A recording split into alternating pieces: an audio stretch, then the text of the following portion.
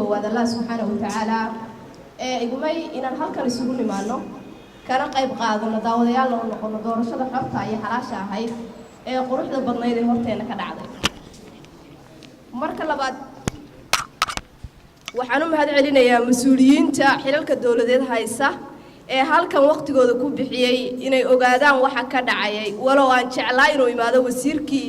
dhalinyaradu hadduu joogo wasiirka in la casuumay ahayd si uu magacaabista kaga gudbo doorasho middan la mid ah dhalinyarada oo ay u qabsato gobolada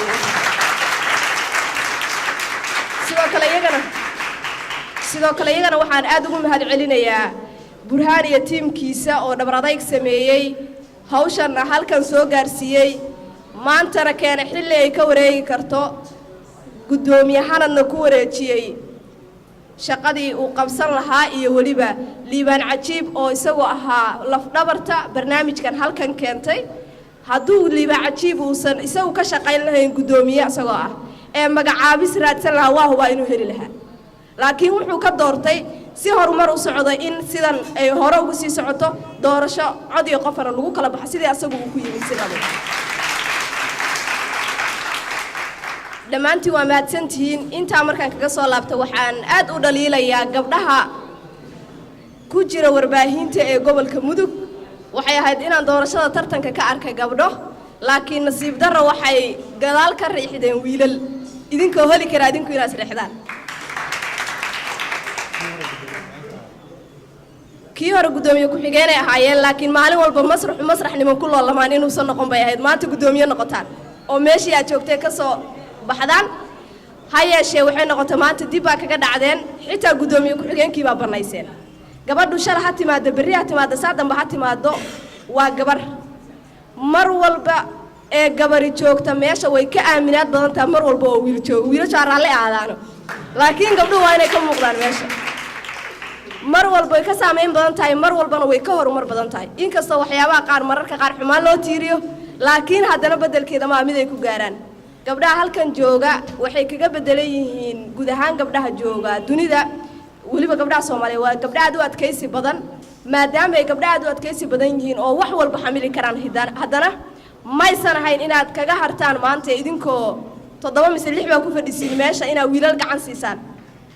waxaan hadda arkay tartanka idaacadaha hebel ka socday iyo waxyaabo la mid ah idaacada meesha ku tartami lahayseen family kale oo gabdha la yiraahdo jira inaad ka kula xisaabtataan ee wiilasha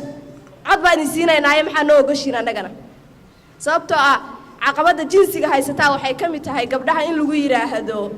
dhaqan ahaan oo aysan wax u ogoleen la yiraahdo wiilkan baa hogaaminta ku fiican wiilka waxbarashada ku fiican wiilka halkan ku fiican daas way taa waxaan kula dardaarmayaa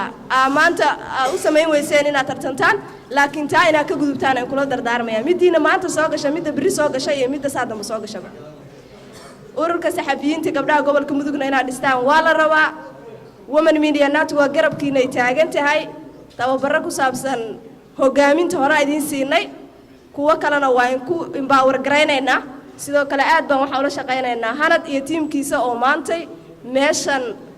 guusha ku hantiyay calacayn xasan fantastic baashi iyo intii tartan waxaan leenahay wallaahi waxaad muujiseen wax qurux badan oo dadka qaarkii aysan aqbali karin inay guul daraystaan guul darrada waa guusha bilowgeeda kalka dambe inaad guulaysataan idin rajaynaynaa waana mahadsantihiin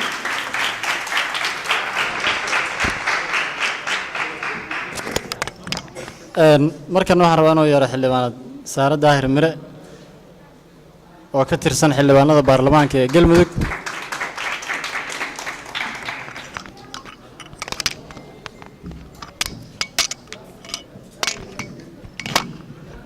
bismillah